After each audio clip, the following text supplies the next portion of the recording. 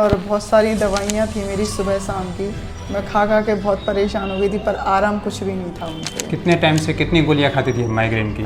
मुझे सुबह 4-5 टैबलेट लेनी पड़ती थी और 4-5 शाम को लेनी पड़ती थी। माइग्रेन में मुझे पैनिक अटैक आते थे, मुझे यहाँ पीछे कभी भी इतना तेज दर्द होता था, ऐसा लगता था अब जान चली जाएगी। तो ये सभी शिकायत आपको कितने समय से थी?